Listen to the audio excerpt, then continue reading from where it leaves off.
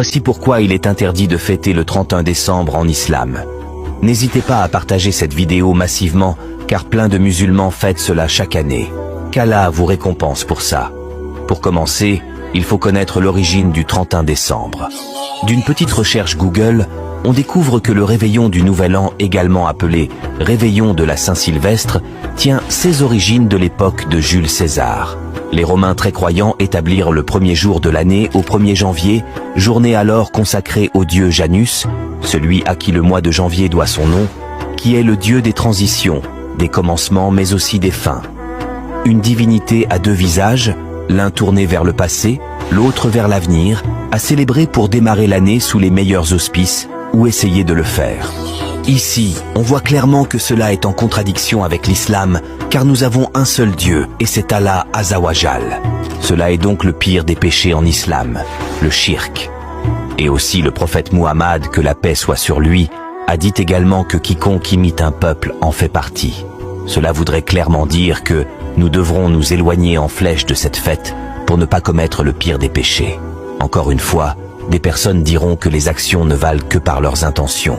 C'est comme pour les anniversaires, il faut s'en éloigner pour éviter le shirk. Voilà, vous savez tout.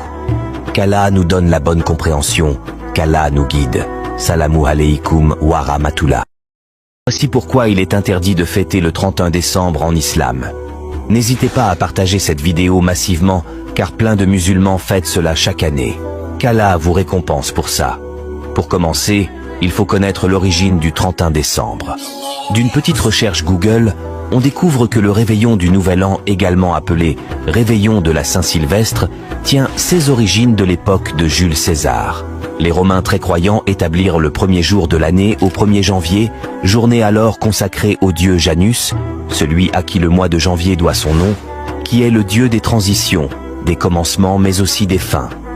Une divinité à deux visages, l'un tourné vers le passé, l'autre vers l'avenir, à célébrer pour démarrer l'année sous les meilleurs auspices, ou essayer de le faire. Ici, on voit clairement que cela est en contradiction avec l'islam, car nous avons un seul Dieu, et c'est Allah Azawajal. Cela est donc le pire des péchés en islam, le shirk. Et aussi le prophète Muhammad, que la paix soit sur lui, a dit également que quiconque imite un peuple en fait partie.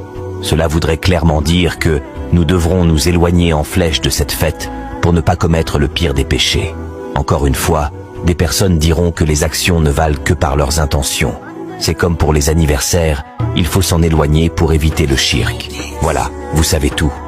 Qu'Allah nous donne la bonne compréhension, qu'Allah nous guide. Salamu alaykum.